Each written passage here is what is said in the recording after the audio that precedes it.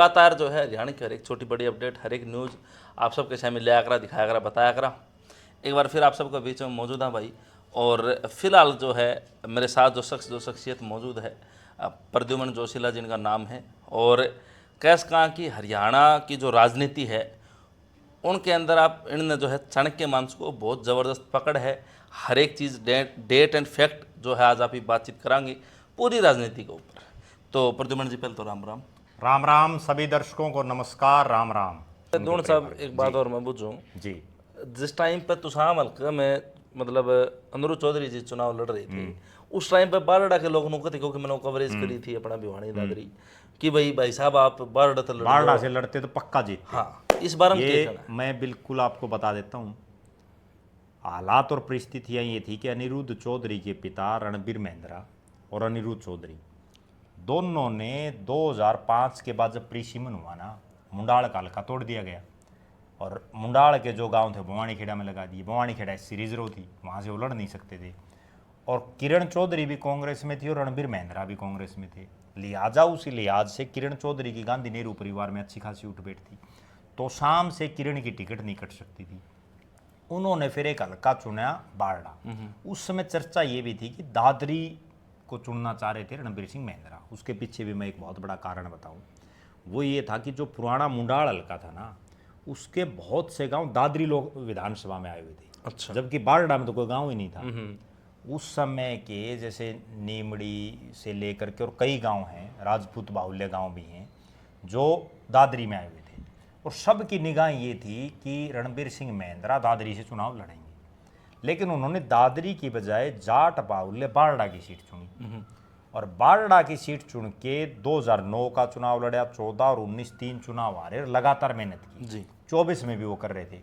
और हर जगह से ये चर्चा थी भाई अनिरुद्ध चौधरी, मैं खुद भी गया था वहाँ, भाई अनिरुद्ध चौधरी अगर बारडा से लड़ते हैं, क्योंकि रणबीर महिंद्रा तो बुजुर्ग हो चुके हैं, तो जीतेंगे 100%। लेकिन मेरी खुद भी पर्सनल बात भी हुई थी अनिरुद्ध चौधरी से। उनके दिमाग में सिर्फ एक चीज़ थी, और वो हर राजनीतिक आदमी को होती है, वो दिमाग में ये थी कि वो विधायक नहीं बनना चाहते थे। मैं जो समझ रहा हूँ, वो चाहते थे कि बंसीलाल का राजनीतिक उत्तराधिकारी बनूं। राजनीतिक उत्तराधिकारी तब बनेगा जब वो तोशाम से श्रुति को चुनाव हराए। सीधी बात थी। मैं दर्शकों को एक पुरानी बात याद दिलाता हूँ।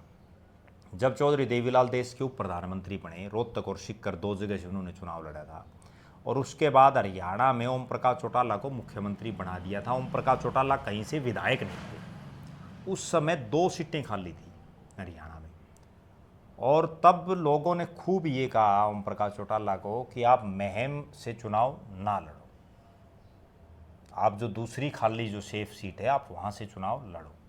लेकिन ओम प्रकाश चौटाला की जो अब अनिरुद्ध चौधरी की जिद थी ना, वही जिद थी कि मुझे विधायक नहीं बनना, मुझे तो चौधरी देवीलाल का राजनीतिक उत्तराधिकारी बनना। और राजनीतिक उत्तराधिकारी तब बनूंगा जब मैं महम की उस सीट पर लड़ूंगा जहां चौधरी देवीलाल विधायक रहे जी। तो उन्होंने महम से लड़ा।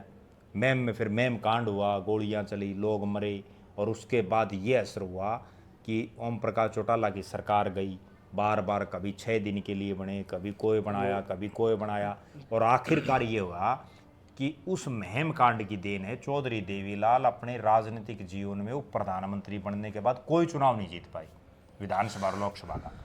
तो वही सेम सीन यहाँ था। अनिरुद्ध चौधरी केवल इस जिद में थे कि मैं चौधरी बंसीलाल का राजनीतिक उत्तराधिकारी बनूं, और अगर वो चुनाव जीत जाते तो बनते भी, नेचुरल बात, ठीक है। लेकिन वो चुनाव हार गए। एक चीज़ है दोनों साहब, आपने बात करी भाई पगड़ी शरपदरी बहन सुरती चौधरी जी ने, तो उसमें भी 2 पक्ष हैं मेरे हल्के के। कुछ लोग यूं कहे कि वो पगड़ी भाई चौधरी बंसीलाल जी के उत्तराधिकारी की थी, कुछ यूं कहे कि चौधरी जो सुरेंद्र सिंह के जी वो स्वर्गवासी हो गए थे, तो उनकी संतान लड़का था नहीं, तो उन्होंने अपनी लड़की के सर पर रख दी। तो यो देखो मेरा बिल्कुल सीधा मानना ये है कि वो पगड़ी रखी तो गई थी चौधरी सुरेंद्र सिंह के मरने के बाद। चौधरी बंसीलाल तो जिंदा थे, तो बंसीलाल जब जिंदा थे तो उनकी पगड़ी उनको कैसे दे देंगे? वो तो सुरेंद्र सिंह की पगड़ी, अगर सही मायने में देखा जाए तो सुरेंद्र सिंह का तो कोई लड़का था नहीं। बिल्कुल। और नेचुरल बात है, जब उसके कोई लड़का नहीं था और लड़की थी तो उसके सराजी, ठीक है। बाल बाल होता ये है कि मान लो अगर उनके कोई लड़की भी ना होती तो फिर उसको भतीजे को पढ़ा देते, ठीक है। लेकिन जब लड़की थी और राजनीतिक परिवार है, नेचुरल बात है। लेकिन कई बार क्या होता है, ये पनाई तो जाती किसी और उसमें, और उसके बाद लोग इसका अर्थ कुछ और निकाल लेते हैं। अभी का एक बिल्कुल ताज़ा उदाहरण मैं बताऊं, ओम प्रकाश चौटाला के निधन के बाद अभय सिंह चौटाला को पगड़ी पहना दी गई।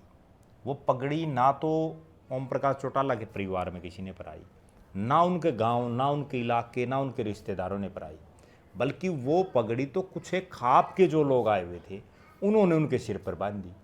तो इसका मतलब ये थोड़ी हो गया कि भाई चौधरी देवीलाल के राजनीतिक असली वारिस है अभय सिंह चौटाला रह गया। ठीक है, वारिस तो जनता बनाती है, जनता वोट। अब इस चुनाव मान लो ये पगड़ी पहना दी 1 मिनट के लिए, और अगर ये अनिरुद्ध जीत जाता फिर क्या होता? फिर लोग ये मानना शुरू कर देते भाई श्रुति चौधरी और का तो राजनीतिक करियर खत्म हो गया।